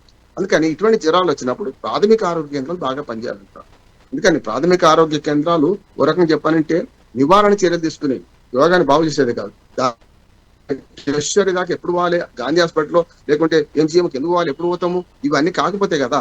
అందుకని ఆహారం వల్ల, పర్యావరణం వల్ల మనం చాలా వరకు నేర్చుకోవాల్సింది కింద అసలు నీటి వల్ల ఇవి వస్తాయి కదా అన్ని రోగాలు. ఇప్పుడు ఈ ఎబోలా వ్యాధికి కారణాలు వేరే ఉన్నాయి. డాక్టర్ గారు చెప్పినట్టు ఇది కాదు, నీటి వల్ల వస్తుందా దాని వల్ల వస్తుందా కాదు, సంక్రమిత వ్యాధి. అంటే గాలి ద్వారా వస్తుందా అంటే కరోనా కన్నా వేగంగా వ్యాపిస్తుందా లేదా అంటే ఐసోలేట్ అయి ఉండాల్సిందే. అటువంటి వాళ్ళను పాజిటివ్ వచ్చిన వాళ్ళు ఎవరైనా ఉంటే పాజిటివ్ వచ్చిందని ఎట్లా తెలుస్తుంది అంటే పరీక్షల ద్వారా తెలుస్తుంది. అందుకంటే ఇప్పుడు ప్రభుత్వం కూడా ఎప్పటికప్పుడు నిద్రపోయే ఉండదు. ఇటువంటిది ఒక్క కేసు బుక్ అయిందంటే మొత్తం చేస్తుంది. ఉదాహరణకు మనకు పోలియో వ్యాధి ఎంత తీవ్రంగా ఉంటుంది, చిన్నప్పుడు మనం చూస్తాం, చాలా మంది కాళ్ళు వంకర పోవడం, చేతులు వంకర చూస్తున్నాం. కానీ ఇప్పుడు ఆ దేశంలో నిర్మూలించబడ్డ వ్యాధి. పాకిస్తాన్ లో ఒకే కేసు నమోదైతే బార్డర్లో అయితే మళ్ళీ మనందరికీ పోలియో వ్యాక్సిన్ చేశారు, చూస్తున్నాం కదా. అంటే ఆరోగ్య రంగంలో చాలా అద్భుతమైన మార్పులు వచ్చినాయి. గుండెలో హోలు పడింది గతంలో, ఒక మాట గుండెలో హోలు పడింది. ఒక్క మాట ఎంఆర్ టీకా లేక ముందు గుండెలో హోల్ అంటే చిన్నపిల్లలు గుండె జబ్బులు వచ్చిన చిన్నపిల్లలకు వైద్యం కాదు, మనం కావాల్సింది ఎంఆర్ వైద్యం గురించి పోరాడిన వాడిని. ఎందుకంటే ఎంఆర్ టీకా వేస్తే ఆటోమేటిక్ గా గుండెలో హోల్ పడకుండా చిన్నప్పుడే గర్భంలో ఉన్నప్పుడు పనికి వస్తుంది కదా. అందుకని అద్భుతమైన టీకాలు వచ్చినాయమ్మా. ఇప్పుడు నేనేమంటున్నా, ఇవాళ మన ఒక్క మాట చెప్తాను, భారతదేశంలో 3 వ్యవస్థలు బాగా నడుస్తున్నాయి. ఒకటేమో జనాభా లెక్కలు, రెండోది ఏమో ఎన్నికల వ్యవస్థ. డబ్బున్నది సారా ఉన్నది, అది పోతే ఎన్నికలు నడపడం అంటే ఎన్నికల్లో ఎవడు గెలిచిండు ఎవడు ఓడిండు అని చెప్పి అధికార మార్పిడి ఈజీగా. మూడోది ఇమ్యునైజేషన్. మన భారతదేశంలో ఇమ్యునైజేషన్ అద్భుతంగా జరుగుతుంది. ఇప్పటికీ పేదవాడి నుంచి మొదలుపెట్టి అందరికీ ఇమ్యునైజేషన్ జరుగుతుంది. అన్ని రకరకాల టీకాలు ప్రైవేట్ కంటే ఇవాళ ప్రభుత్వ ఆసుపత్రుల్లో ఆరోగ్య కేంద్రాలు అందుబాటులో ఉన్నాయి. మన అవగాహన పెంచుకుంటే జరుగుతుంది. లేకపోతే ఎన్ని టీకాలు వేయాలి, పుట్టిన పిల్లల నుంచి 3 వారాలకి ఎన్ని, 6 వారాలకి ఎప్పుడు వేయాలి, ఇవన్నీ ఉన్నాయి కదా. అవి పాటించడానికి బద్ధకం అయితే మనం ఏం చేయలేం. కనుక ఆరోగ్య రంగం మీద చాలా ప్రజలకు అవగాహన కల్పించాలి, ఉన్న వసతులు బాగా వాడుకోవాలి. అప్పుడు ఎబోలా లాంటి ఎన్నో వ్యాధులు వచ్చినా ఏం కాదంటుంది. పాపారావు గారు, ఒక విషయం మనం గమనించినట్లయితే ఇప్పుడు ఎన్ని వైరస్లు వచ్చినా ఎలాంటి డిసీజెస్ వచ్చినా ఖచ్చితంగా డాక్టర్నే నమ్ముకుంటారు ప్రతి ఒక్కరు కూడా. అటు పేద మధ్య తరగతి వాళ్ళు కూడా మెయిన్గా డాక్టర్ దగ్గరికి రావాలంటే భయపడుతున్న రోజులు ఇవి. సో ఇలాంటి వైరస్లు వచ్చినప్పుడు, ఇలాంటి మెడికల్ ఎమర్జెన్సీ వచ్చినప్పుడు ప్రత్యేకించి డాక్టర్లు కావచ్చు, ఈ వైద్య రంగానికి సంబంధించిన వాళ్ళు కావచ్చు, డబ్బులు పోగేసుకునే పనిలో వైద్యాన్ని నిర్లక్ష్యం చేస్తున్నారు. డాక్టర్ దగ్గరికి వెళ్ళాలంటేనే భయం వేస్తుంది. ఎందుకంటే చాలా మందికి నెగిటివ్ ఉన్న వాళ్ళకు కూడా పాజిటివ్ వచ్చిన పరిస్థితులు కూడా అప్పట్లో మనకు కనిపించాయి. మరి ఇప్పుడు వైద్య రంగం కావచ్చు, వైద్య వ్యవస్థ కావచ్చు ఎంత కఠినంగా పనిచేయబోతుంది. ఇప్పుడు కొంతమంది 1-2 2-3 డాక్టర్లు మీలాంటి వాళ్ళు ఖచ్చితంగా పర్ఫెక్ట్గా పనిచేస్తారు, కానీ మిగతా వాళ్ళు అలా పనిచేయట్లేదు కదా. మరి ఇలాంటి ఎమర్జెన్సీ వచ్చినప్పుడు పరిస్థితులు ఎలా అధిగమించాలంటారు, ప్రత్యేకించి డాక్టర్స్? అవగాహన అండి, మన రామ్మోహన్ రావు గారు చెప్పినట్లు. అట్లాగే మీరు అన్నది 2-3 డాక్టర్లు కాదు, 95-98% డాక్టర్లు అందరూ అప్రమత్తంగానే ఉంటారు, ఖచ్చితమైన వైద్యం చేస్తారు. ఇది ఒక అపోహ. కార్పొరేట్ స్థాయిలో అంతా మోసం చేస్తారు, దోచుకుంటారు, ఇవన్నీ అపోహలండి. నిజంగా దోచుకుంటే ఎవరు వెళ్ళరు. ఇప్పుడు ఏదన్నా ప్రాబ్లం వచ్చినప్పుడు మళ్ళీ ఫైనల్ గా కరెక్ట్ వైద్యం చాలా ఎక్కువ వాటి స్పెసిఫిసిటీగా చాలా హై అండ్ ట్రీట్మెంట్ జరగాలంటే బాగా సివియర్గా క్రిటికల్గా ఉన్న స్టేజ్లో మళ్ళీ ట్రీట్మెంట్ కరెక్ట్గా జరగాలంటే కార్పొరేట్ హాస్పిటల్ ఖచ్చితంగా వెళ్తారు. ఇది అనివార్యం. అయితే ఎందుకంటే కార్పొరేట్ హాస్పిటల్ మీద ప్రజలకు నమ్మకం ఉంది, దీనివల్ల ఇంతకు ముందే ఒక అవగాహన వచ్చింది కాబట్టి దానికి తగ్గట్టు వెళ్తూ ఉంటారు, అది వేరే విషయం. అయితే మనం ఇక్కడ అవగాహన అనేది స్ప్రెడ్ చేయటం అనేది చాలా ముఖ్యం. ఎందుకనంటే ఈ మనకి ఇలాంటి వైరస్లు కానీ ఎపిడమిక్స్ కానీ పాండమికే చూసినప్పుడు మనకి ఎక్కువ అవగాహన ఉంది. మనం ఎలాంటి పరిస్థితినైనా తట్టుకోగల అప్రమత్తత ఉంది. అలాగే ఇండియాలో తర్వాత కూడా 1-2 వైరస్లు వచ్చినా వెంటనే దాన్ని కంటైన్ చేసుకోవటం, నివారించుకోవటం జరిగింది. అలాగే ఇది ప్రాథమిక స్థాయిలోనే మన రామ్మోహన్ గారు అన్నట్టు ప్రాథమిక స్థాయిలోనే దీన్ని మనం ఈ అవగాహనతో పూర్తిగా మన సొసైటీలోకి రాకుండా చూసుకొని, అలాగే ఇప్పుడు మన దేశంలో వ్యాక్సిన్ లేవు కానీ కొన్ని చోట్ల వ్యాక్సిన్స్ ఉన్నాయి. ఎంఎస్డి అనే కంపెనీ 2019లో వ్యాక్సిన్ రిలీజ్ చేసింది. ఈ వ్యాక్సిన్ ఇప్పటికీ అందుబాటులో లేదు. ఈ వ్యాక్సిన్ కూడా మనం తెప్పించుకోవడం, అలాగే అన్ని విధాలా దీని వల్ల కావలసిన సామర్థ్యం పెంచుకొని అవసరమైతే ఈ కేసులు ఏమన్నా వస్తే లేటెస్ట్ అప్డేట్స్ ఫాలో అవుతూ లేటెస్ట్ వైరస్లు, యాంటీవైరస్ డ్రగ్స్ ఏమన్నా ఉంటే అవి కూడా మనం ప్రొక్యూర్ చేసుకుని దగ్గర పెట్టుకున్నట్లయితే నిజంగా కేసు వచ్చినప్పుడు మనకి చాలా తేలిగ్గా ఇది కంటైన్ చేసే అవకాశం ఉంటుంది. వీటన్నిటికంటే ముఖ్యం మనం దీన్ని నివారించుకోవటం వల్లే చాలా మన ప్రాణాలు సేవ్ చేసుకోవచ్చు, డబ్బులు సేవ్ చేసుకోవచ్చు, మనం అనుకున్న వ్యయ ప్రయాసాలు మొత్తం సేవ్ చేసుకోవచ్చు. ఎందుకనంటే ఎవరికైనా ఈ సోర్స్ తాకినట్లయితే, అంటే వీళ్ళు ఉగాండా వెళ్ళి అక్కడ వాళ్ళ రిలేటివ్స్ని ఎవరినో చూసి వచ్చారు, లేదా ఒక పేషెంట్ ఉన్న దగ్గర వీళ్ళు వర్క్ చేసి వచ్చారు, ఒక డాక్టర్, నర్సు, పారామెడికల్ సిబ్బంది అయితే, లేదా ఒక పేషెంట్తో వేరే రకంగా కాంటాక్ట్ వచ్చిన తర్వాత వాళ్ళకి ఇబోలా వచ్చిందని తర్వాత తేలింది. సో వీళ్ళందరినీ సోర్స్కి టచ్ అయిన వాళ్ళు. సో ఇలాంటి వాళ్ళని విధిగా నిజంగా సిమ్టమ్స్ లేకపోయినప్పటికీ అలాంటి ప్లేసెస్ నుంచి వస్తున్నప్పుడు వాళ్ళని క్వారంటైన్లో పెట్టి, ఆ క్వారంటైన్ పీరియడ్ అయిపోయిన తర్వాత, అంటే సస్పిషన్ తక్కువ ఉంటే 9 నుంచి 12 రోజులు, లేదా ఖచ్చితంగా ప్రూవెన్ కేసు వీళ్ళు అటాచ్ అయినట్లయితే 21 డేస్ కూడా ఐసోలేషన్లో ఉంచి తర్వాత 21 డేస్ తర్వాత టెస్ట్కి పంపించి అది నెగిటివ్ వస్తే అప్పుడు సొసైటీలోకి రిలీజ్ చేయొచ్చు. ఇలాంటి స్ట్రిక్ట్ మెజర్స్ ఫాలో అవటం ద్వారా దీన్ని ఇప్పుడు ఐసోలేటెడ్ కేసెస్ నుంచి ఎండమిక్ అవ్వకుండా, ఎండమిక్ నుంచి ఎపిడమిక్ అవ్వకుండా, ఎపిడమిక్ నుంచి పాండమిక్ అవ్వకుండా మన సొసైటీయే కాదు, రాజ్యాంగం యంత్రాంగమే కాదు, అలాగే ప్రైవేట్ సంస్థలు కూడా, అలాగే ఈ ఎన్జిఓస్ అంటాం, నాన్ గవర్నమెంటల్ ఆర్గనైజేషన్, స్వచ్ఛంద సంస్థలు ఉంటాయి, వీరు కూడా దీని మీద అవగాహన పెంచుకొని ఎలాంటి ఏర్పాట్లు చేయాలో అలాంటి ఏర్పాట్లతో అప్రమత్తంగా ఉన్నట్లయితే దీన్ని పూర్తిగా రాకుండానే నివారించుకోవచ్చు. ఒకవేళ వచ్చినప్పటికీ మన దగ్గర ఆల్రెడీ అప్రమత్తమై ఉంది. యాజ్ ఏ మెడికల్ సొసైటీ మొత్తం అప్రమత్తమైంది. అలాగే ఆర్గనైజేషన్స్ అన్ని ఇంక్లూడింగ్ గాంధీ హాస్పిటల్లో ఒక ప్రత్యేక విభాగం వెంటనే రెడీ చేశారు. అందులో ట్రీట్మెంట్ ఏర్పాట్లు, ఐసోలేషన్ ఏర్పాట్లు ఇవన్నీ కూడా ఉన్నాయి. అలాగే దీనికి కావాల్సిన ఎక్విప్మెంటు, కావాల్సిన స్క్రీన్స్, మాస్కులు ఇలాంటివన్నీ కూడాను రెడీ చేసి పెట్టుకున్నారు. కాబట్టి ఆల్రెడీ మనకి 5 yearsగా అవగాహన ఉంది. కాబట్టి ఇవన్నీ ఇప్పుడు మనం చాలా తేలిగ్గా దీన్ని ఎదుర్కొనే అవకాశం ఉంది. ప్రజలు ఇందులో భయపడాల్సిన అవసరం లేదు, అయితే అప్రమత్తంగా ఉండాల్సిన అవసరం ఎంతైనా ఉంది. Thank you. ఇటు ఎయిర్పోర్ట్లో చెక్ చేసిన తర్వాత ఇద్దరికి పాజిటివ్ అని తేలింది పాపారావు గారు. కానీ ఈ రోజు చూసుకున్నట్లయితే ఒకరికి నెగిటివ్ అని రావడం అనేది కరెక్ట్గా, అంటే లేని వ్యక్తికి కూడా పాజిటివ్ అని చూపించిందంటారా, లేదంటే ఆ వ్యక్తి తగ్గిపోయిందంటారా వైరస్ అనేది? లేదండి, అది వ్యక్తికి పాజిటివ్ కాదు, ఓన్లీ వైరల్ ఫీవర్ లక్షణాలు ఉన్నాయి అంతే. వైరల్ ఫీవర్ అయితే అది ఎబోలా అవ్వచ్చు, డెంగ్యూ ఫీవర్ అవ్వచ్చు, ఇన్ఫ్లుయెంజా అవ్వచ్చు, ఏదైనా అవ్వచ్చు. ఏదో మనకు తెలియనప్పుడు, అంటే సోర్స్ ఉగాండా నుంచి వస్తున్నప్పుడు లేదా కాంగో నుంచి వస్తున్నప్పుడు వాళ్ళకి అక్కడ ఇన్ఫెక్ట్ అయ్యే అవకాశాలు ఎక్కువ ఉంది కాబట్టి ఇది కాంగోలోను ఉగాండాలోను కొన్ని ఆఫ్రికా దేశాల్లో పాకెట్స్ గా ఉంది కాబట్టి ఆ ఏరియా నుంచి వచ్చే వాళ్ళని విధిగా నెంబర్ 1 జాగ్రత్తగా పరిశీలించాలి. ఎలాంటి సిమ్టమ్స్ ఉన్నా సరే వాళ్ళని క్వారంటైన్ చేయాలి. ఒకవేళ ఖచ్చితంగా ప్రూవెన్ కేసు దగ్గరికి వెళ్ళొచ్చినట్లయితే ఇంకా ఎక్స్ట్రా సిమ్టమ్స్ లేకపోయినా సరే వాళ్ళని క్వారంటైన్లో ఉంచి ఈ ఇంక్యుబేషన్ పీరియడ్ మొత్తం అయ్యే వరకు వాళ్ళని అబ్జర్వేషన్లో పెట్టి అప్పుడు సొసైటీలో కుదరాలి. లేదా వీళ్ళు బయటకు పంపించేసినట్లయితే చాలా మందికి ఇన్ఫెక్షన్ కలుగు చేసి అక్కడి నుంచి వాళ్ళు వేరే వాళ్ళకి ఒకళ్ళు 5-6కి ఇన్ఫెక్షన్ స్ప్రెడ్ చేసి అట్లా సొసైటీ మొత్తానికి స్ప్రెడ్ చేసే అవకాశం ఉంటుంది. కాబట్టి ఈ అవకాశాన్ని మనం ముందుగానే జాగ్రత్త కంటే అతి జాగ్రత్త పడి ఎలాంటి కేసు సోర్స్ నుంచి వస్తున్నా సరే లేదా ఆ కంట్రీస్ నుంచి వచ్చినప్పుడు ఎండమిక్ కంట్రీస్ అంటాం, ఆ కంట్రీస్ నుంచి వస్తున్నప్పుడు వాళ్ళకి ఏమాత్రం సిమ్టమ్స్ ఉన్నా ఇది ఇబోలా అయ్యే అవకాశం ఉందని అనుమానించి వాళ్ళని ఐసోలేట్ చేసి అది వైరస్ ఉందా లేదా నిర్ధారణ చేసి ఒకవేళ వైరస్ ఉన్నట్లయితే వాళ్ళకి intensive treatment, supportive treatment, antiviral treatment మొత్తం ఇచ్చినట్లయితే వాళ్ళు 5 నుంచి 7 రోజుల్లో చాలా మంది బయటపడే అవకాశం ఉంది. అప్పుడు వాళ్ళ ఇన్ఫెక్టివ్ పీరియడ్ కూడా తగ్గిపోతుంది. సుమారుగా 10 రోజుల్లో మళ్ళీ వాళ్ళని ట్రీట్ చేసిన తర్వాత సొసైటీలోకి పంపొచ్చు. సో ఈ జాగ్రత్తలతో, ఈ అవగాహనతో మనం జాగ్రత్తలు తీసుకున్నట్లయితే దీన్ని మొదట్లోనే మనం ఆపుకొని జాగ్రత్త పడితే చాలా మంచిది అన్నమాట. అలాగే ఈ ఎబోలా వైరస్ చూసుకున్నట్లయితే సోకిన తర్వాత మరణాల రేటు కూడా అందరినీ కలవరపరుస్తుందనే చెప్పుకోవాలి. అమ్మో మహమ్మారి వచ్చేస్తుంది, మళ్ళీ వైరస్ సోకితే నిజంగానే దీని నుంచి బయటపడడం కష్టము, ఎలాంటి ట్రీట్మెంట్ సరిగ్గా లేదు అంటున్నారు. ఇవన్నీ కూడా కొన్ని అపోహలు ఉన్నాయి జనాలకి.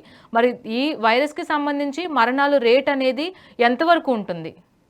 సుమారుగా 50 నుంచి 55 అంటే ఒక 100 మందికి ఇన్ఫెక్షన్ వచ్చినట్లయితే 50 నుంచి 55 మంది వరకు మరణాల సంఖ్య ఉండే అవకాశం ఉందండి. ఎందుకంటే అంత తీవ్రమైన డిసీజ్ కాబట్టి ఇది అపోహ ఏం కాదు.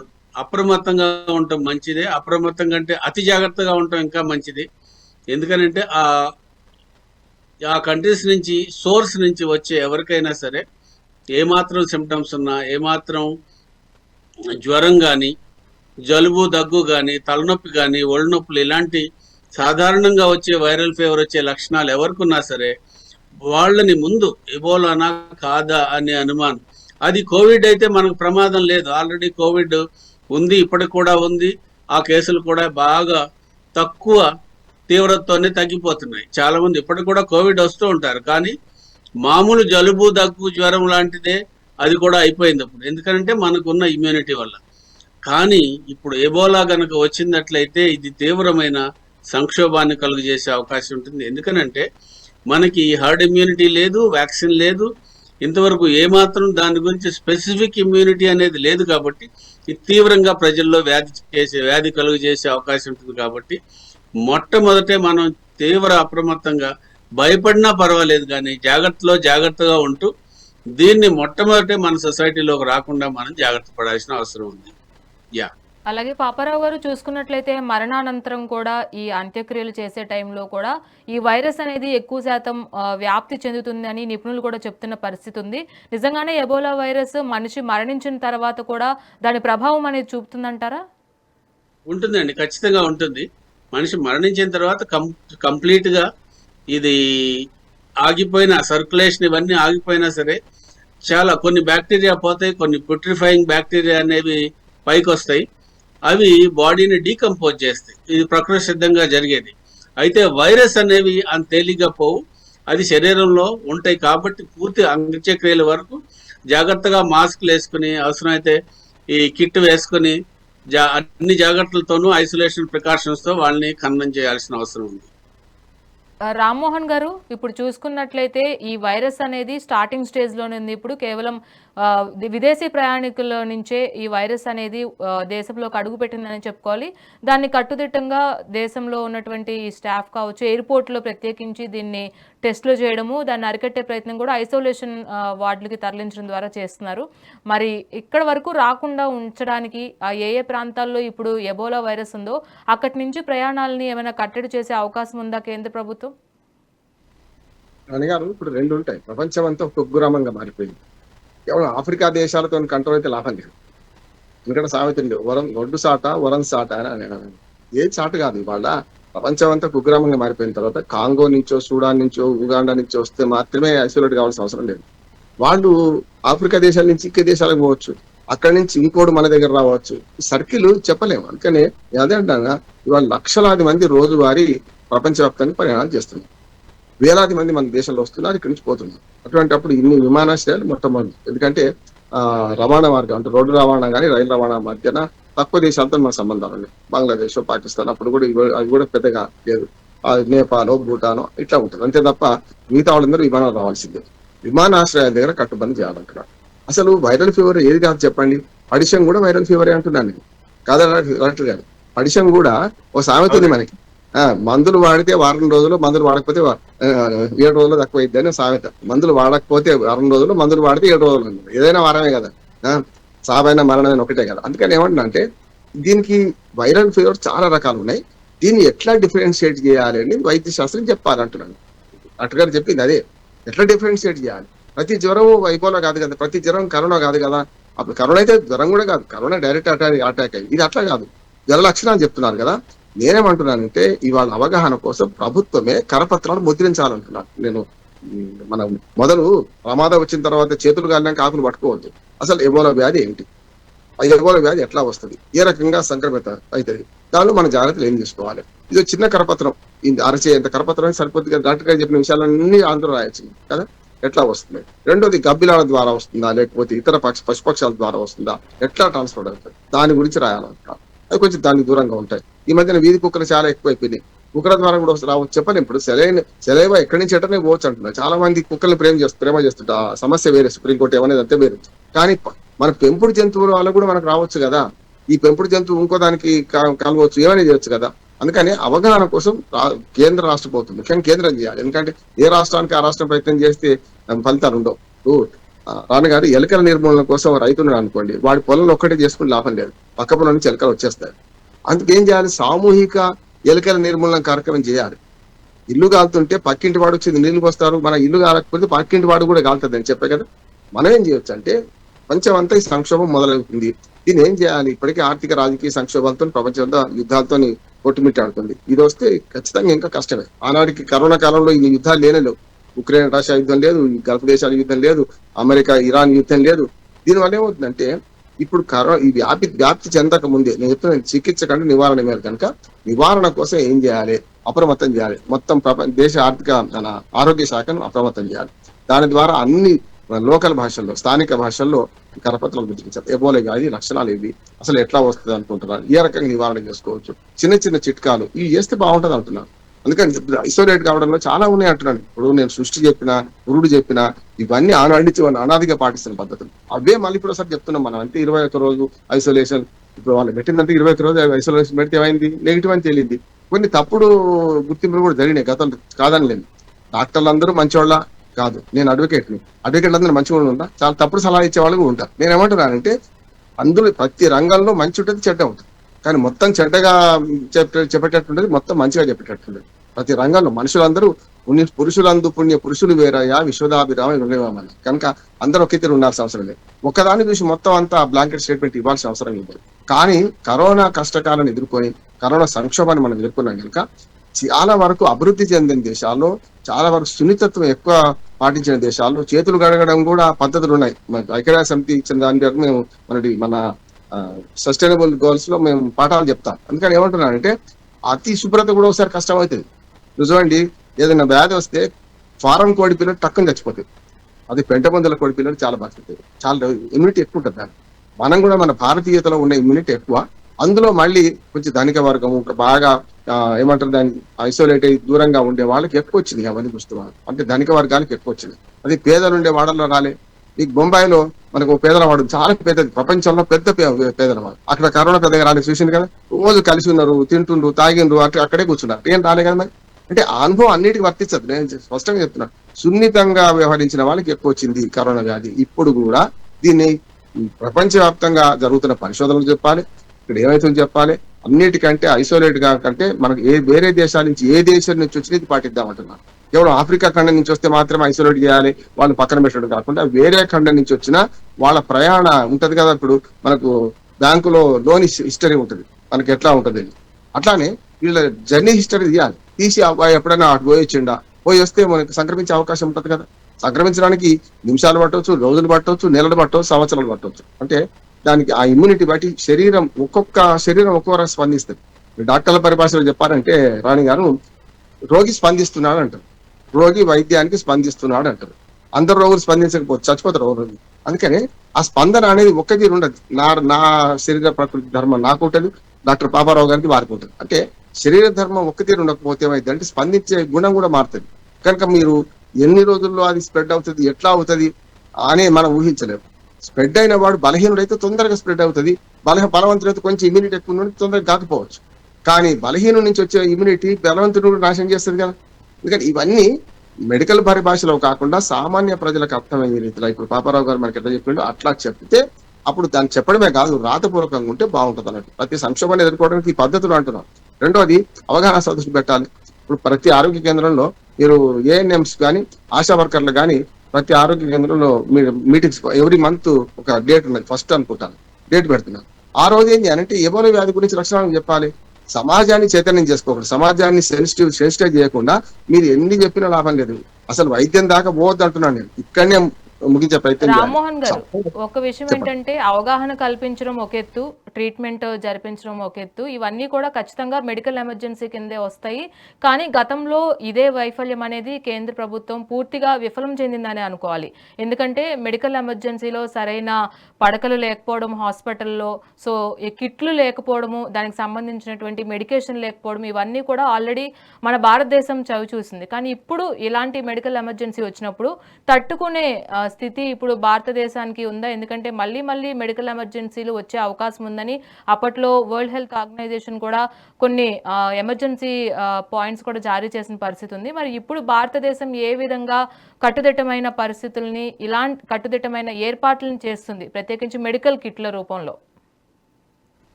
ఒక మాట మన రాజకీయం జోలికి పోదు కానీ మిగతా ప్రపంచ దేశాల కంటే అన్నిటికంటే అద్భుతంగా నేను మోడీ అభిమాని కాదు, బీజేపీ అంత సంబంధం లేదు.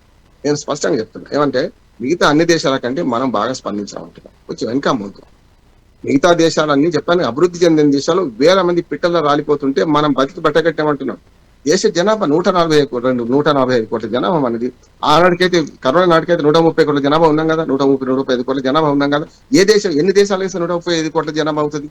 అందుకని చాలా వరకు బ్లాంకెట్ స్టేట్మెంట్స్ ఇస్తున్నాం, మొత్తం అంత నాశనం అయింది, అప్పుడు ఏం చేయలేకపోయినామని.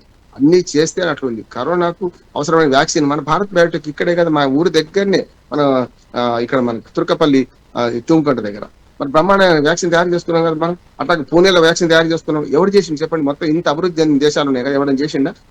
వేరే దేశాల్లో 1-2 వ్యాక్సిన్ లేవు, కొన్ని వాటిని డెవలప్ చేసుకున్నాం మనం. ఏమంటే మనం కించపరచుకోవద్దు అంటున్నాను. భారతీయత ఉన్న గొప్పతనం ఏంటంటే, ఒకటి నేను చెప్పిన సాంప్రదాయాలు ఈ రక్షించినాయి, రెండోది ఏంటి హెరిడ్ ఇమ్యూనిటీ రక్షించింది, మూడోది చాలా వరకు పేదరికం కూడా రక్షించిందంట.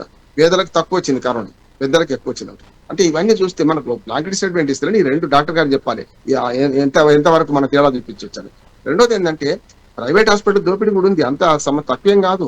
అవసరం లేకుండా బెడ్ల సంఖ్య పెంచి రకరకాల దోపిడీ జరిగింది. అప్పుడు నిజంగా ఆర్థిక దోపిడీ ఎంత జరిగిందంటే, మెడికల్ మాఫియా ఎంత విజృంభించిందంటే అన్నాడు. ఇప్పుడు మనకు అవగాహనకు వచ్చింది కదా, అనుభవం వస్తే తట్టు దాటితే తెలుస్తుంది. అనుభవం వచ్చినాక మనకు తెలిసింది కదా.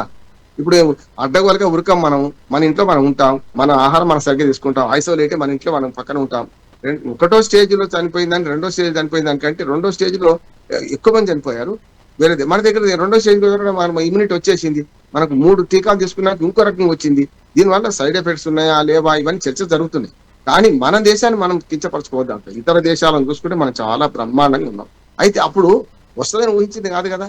2020 మార్చి 22 నాడు అలా సడన్ గా జనతా కర్ఫ్యూ పెడతారని ఊహించింది ఎవరన్నా? అందుకని అక్కడి నుంచి వచ్చిన దానికి ఒక అనుభవం ఉంది మనకు, అంటే తట్టు తాకింది. ఆ అనుభవం ద్వారా చాలా పాఠాలు నేర్చుకున్నాం. ఇక ముందు దానికంటే దృఢంగా వ్యవహరిస్తాం అంటున్నాను. ఇవాళ 145 కోట్ల మంది ప్రజలను రక్షించడానికి అవసరమైన ఏర్పాట్లు నిమిషాల్లో, క్షణాల్లో, లేకపోతే రోజుల్లో చేయగలుగుతాం అంటున్నాను నేను. బెడ్లకు తక్కువేం లేదు. ఇవాళ మన ఆర్థిక స్థితి కూడా ఆరోగ్య రంగం మీద ఖర్చు పెట్టలేనంత దుర్మార్గంగా లేదు. పక్కన పాకిస్తాన్ చూద్దాం, బంగ్లాదేశ్ చూద్దాం, నేపాల్ చూద్దాం, వాళ్ళ పెట్రోల్ ధరలు ఇవన్నీ చూస్తే ఎంత అధ్వానంగా ఉన్నారు. మనం ఏమంటే ఎదుటి వాడిని పోల్చుకోకుండా మనం ఎంత బాగున్నామో చూసుకుంటే బాగుంటుంది. అంటే పక్క దేశాలను అర్థం చేసుకోవచ్చు. ఎందుకంటే అమెరికా ఉంది, అమెరికా మనకంటే అప్పుల్లో ఉంది. మరి మనం ఏం చేసి సంతోషపడదామా? మన అప్పులు కూడా తగ్గించుకోవాలి, మనం కోరుకోవాలి. అంతే తప్ప రాజకీయంగా ఇప్పుడు కరోనా కష్టకాలంలో ఏమైంది అని రాజకీయ పక్షాలు మాట్లాడినట్టు మనం మాట్లాడుకోవద్దు. స్పష్టంగా మన భారతదేశం నిలిచి గెలిచింది కరోనాతో. ఇప్పుడు కూడా ఎబోలా లాంటి వ్యాధి వస్తే కూడా మనకు దాన్ని గెలవడానికి అవసరమైన ఏర్పాట్లు చేసుకుంటున్నాం. అన్ని మానశ్రేయాలు కేంద్ర ప్రభుత్వం ఖచ్చితంగా భారతదేశం అనేది ప్రతి విషయంలో కూడా ముందుంటుంది. ఇప్పుడు అందరికీ కూడా ముచ్చామట్లు పట్టిస్తుంది. ఇది అందరూ కూడా ఏకీభవించే విషయం. కానీ ఎక్కువ జనాభా ఉన్న దేశంగా కూడా మనం ఉన్నాం కాబట్టి సో దానికి తగ్గట్లుగా అన్ని ఏర్పాట్లను కూడా ముందస్తు చర్యగా మనం ఫాలో అవడం అనేది ఖచ్చితంగా ప్రభుత్వాలు తీసుకోవాల్సిన, ఎందుకంటే అప్పటికప్పుడు అన్ని అలర్ట్ అయ్యే కంటే ముందుగానే రెడీగా ఉంటే బెటర్ కదా అనేది కొంతమంది చెప్తున్న పరిస్థితి. దానికి ఏమంటారు? విద్యా వైద్యము కాంక్రీట్ లిస్ట్ లో ఉన్నాయి. అటు కేంద్రము రాష్ట్రం రెండు చేయాలన్నట్టు బ్రాడ్గా మొత్తం దేశవ్యాప్తంగా ప్రచారం ఏమో అన్ని భాషల్లో కేంద్రం చేయాలి, రాష్ట్రం ప్రాథమిక ఆరోగ్య కేంద్రం నుంచి మొదలు పెట్టి కింద రెండు రాష్ట్రం కేంద్ర ప్రభుత్వాలు కదా మనం ఎన్నుకున్న అన్నిటికంటే స్థానిక ప్రభుత్వాలు అంటున్నాను నేను. పంచాయతీ నుంచి మొదలుకొని అసలు నిజంగా చిన్న చిన్న జబ్బులన్నిటి కూడా పంచాయతీ స్థాయిలో ఆరోగ్య కేంద్రంలో సబ్ సెంటర్లో పరిష్కారం కావాలంటున్నాను. ఇప్పుడు ఇమ్యునైజేషన్ నుంచి మొదలుకొని కింద కదా మనకు కావాల్సింది. పంచాయతీ మంచి నీళ్ళు ఇచ్చినాక నీళ్ల వల్ల వచ్చే 70% రోగాలు వస్తాయి, రావు కదా? అక్కడి నుంచి మొదలు కావాలి. వాళ్ళు తెలంగాణలో మిషన్ భగీరథ రావడం వల్ల మంచి నీళ్లు తాగలుగుతున్నాం అంటున్నారు. ఆ తాగే నీళ్లను పనికిరావని చెప్పి డబ్బా నీళ్లు కొనుక్కుంటారు. డబ్బా నీళ్ళే పనికిరామంటున్నారు. అవగాహన పెంచాలా లేదా?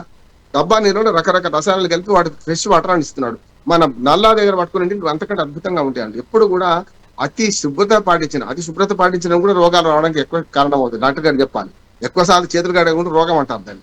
అందుకని మనం ఎంత శుభ్రత పాటించాలి అంత శుభ్రత పాటించాలి. శుభ్రత పాటించకుండా ఉండకూడదు అంటున్నాను. ఈ రెండు కూడా ఏదైనా అతి సర్వత్ర వర్జీయత అన్నారు. మరి ఇప్పుడు రెండు సామెతలు ఉంటాయి రాణి గారు. పరిగెత్తి పాలు దాకు నిలబడి నీళ్లు తాగంటాం, ఆలస్యం అమృతం విషం అంటాం. ఈ రెండు సామెతలు కరెక్టే, కానీ అప్రాపరేట్ గా ఎక్కడ వర్తించాలి అక్కడ వర్తిస్తాయి కదా అంటున్నాను. ఇక్కడ కూడా మనం చేయాల్సిన పని ఏంటంటే స్పష్టంగా జాగ్రత్తలు పాటించాలి. కానీ జాగ్రత్తలు పాటించే దశలో మనం 10 మందికి చెప్పాలి, మనం 10 మందితో మన సలహా తీసుకోవాలి, రెండు చేయాలి. అందుకని ఆరోగ్య రంగంలో మంచి విప్లవాత్మకమైన మార్పులు వచ్చినాయి. ఇవాళ ఇమ్యునైజేషన్ అద్భుతంగా జరుగుతుంది. దానివల్ల ఇటువంటి కొత్త జబ్బులు వస్తే దీనికి పరిష్కారం కూడా అయితేనే మనిషి నిలిచి గెలిచిండమ్మా. ఈ సమస్యలు ప్రపంచంలో మనిషి నిలిచి గెలిచిండు. ఇప్పటిదాకా ఇన్ని జబ్బులు వచ్చినా ఏం చేసినా 1,00,000 కోట్లాది మంది 800 కోట్ల జనాభా ఇవ్వాలి. 800 కోట్లు ఎప్పుడో దాటింది ప్రపంచం. రైట్, ఓకే రామ్మోహన్ రావు గారు. ఓకే అండి, పాపారావు గారు, ఫైనల్ గా మీరు ఒక డాక్టర్ గా ఇప్పుడున్న ఎమర్జెన్సీ కావచ్చు, అలాగే ఈ వైరస్ కి సంబంధించినంత వరకు కావచ్చు, ఎలాంటి సజెషన్స్ ఇస్తారు? చాలా వరకు రామ్మోహన్ రావు గారు చెప్పిన ప్రాథమికంగా ఎట్లాంటి చర్యలు తీసుకోవాలన్న దాంతో నేను ఏకీభవిస్తానండి. అట్లాగే భారతదేశాన్ని ప్రపంచ ఆరోగ్య సంస్థ కూడా చాలా గొప్పగా ప్రశంసించింది. అమెరికా లాంటి దేశాల్లో చాలా మంది చనిపోయారు. ఫస్ట్ వేవ్ లోను, సెకండ్ వేవ్ లోను ఇన్ఫెక్షన్ వస్తే చాలా అయిపోయినట్లు అక్కడ ఫీల్ అయ్యి అక్కడ చాలా మంది మరణాల సంఖ్య పెరగడం జరిగింది. అలాగా చూసుకుంటే ఇండియాలో ఎంతమంది ప్రజలు ఉన్నప్పుడు అది కొత్త వ్యాక్సిన్లు కనిపెట్టడమే కానీ మందులు మనంతటా మనమే తయారు చేసుకోవటం, హాస్పిటల్ సంఖ్యలు విపరీతంగా వెంటనే ఎక్కువ టైం లేకుండా కూడా పెంచుకోవడం, తద్వారా మనం ఖచ్చితంగా దీన్ని ఎఫెక్టివ్గా మనం ఎదుర్కోగలిగాం. ఎందుకంటే చాలా చోట్ల ఈ మరణాల రేటు చాలా ఎక్కువ ఉంది మనకంటే కూడాను. అయితే అలాగే వ్యాక్సిన్ మామూలుగానే వ్యాక్సిన్ కనుక్కోవడానికి 5-6 సంవత్సరాలు పడుతుంది.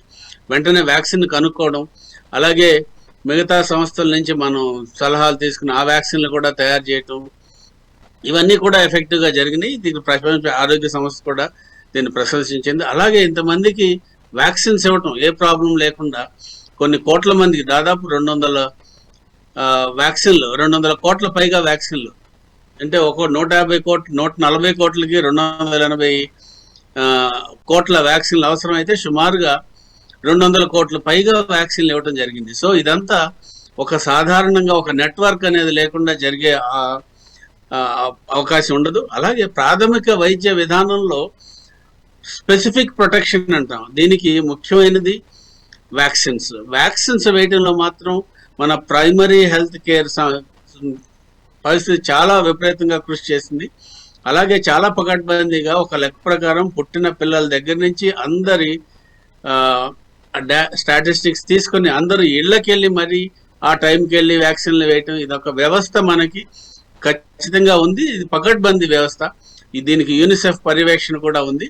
అలాగే పర్టికులర్ గా మనం ఇవాళ అనుకుంటున్న ఎబోలా గురించి ప్రపంచ ఆరోగ్య సంస్థ ఇప్పటికే కొన్ని ప్రామాణికాలు ఏదైతే కంట్రీస్ లో ప్రబలంగా ఉందో, ఉదాహరణకి కాంగో, అలాగే ఉగాండా అండ్ తదితర దగ్గర ఉన్న దేశాల్లో దానికి స్పెసిఫిక్ గా కొన్ని ఇన్స్ట్రక్షన్స్ ఇవ్వడం జరిగింది. అక్కడ స్పెషలిస్టులను పంపి ఎట్లాగో అత్యవసరం పరిస్థితి ఉంటే తప్ప ట్రావెల్ చేయకుండా, ఏ సిమ్టమ్ ఉన్నా సరే వెంటనే డిక్లేర్ చేయడం, ఇలాంటివి చేసినట్లయితే కొంత అవసరం అయితే తప్ప ఈ కంట్రీస్ కి వెళ్లకుండా మనం నివారించుకున్నట్లు. అలాగే ఈ కండిషన్స్ లో నుంచి ఎవరైనా ఆ కంట్రీస్ లో నుంచి వచ్చి వాళ్ళకి ఏమాత్రం సిమ్టమ్స్ ఉన్నా సరే ఇమీడియట్ గా గుర్తించి వారిని ఐసోలేట్ చేసి ఇది మన సొసైటీలోకి రాకుండా జాగ్రత్త పడటం, అలాగే మిగతా ప్రాథమిక చర్యలు అన్నీ కూడా తీసుకున్నట్లయితే ఈ యొక్క మహమ్మారి నుంచి మనం కాకుండా మన సొసైటీని నాట్ ఓన్లీ మెడికల్,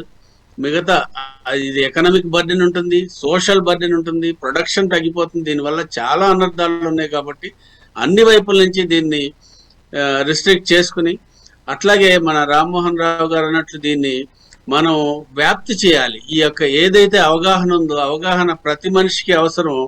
ఈ యొక్క అవగాహన పత్రాలను కానీ, లేదా ఇప్పుడు సోషల్ మీడియా వచ్చింది, అలాగే ఎలక్ట్రానిక్ మీడియా వచ్చింది, చాలా తేలిగ్గా దీన్ని వ్యాప్తి చెందడం ద్వారా ఎవరి జాగ్రత్తలు వారు తీసుకుని దీన్ని నివారించుకునే అవకాశం ఉంటుందండి. Thank you.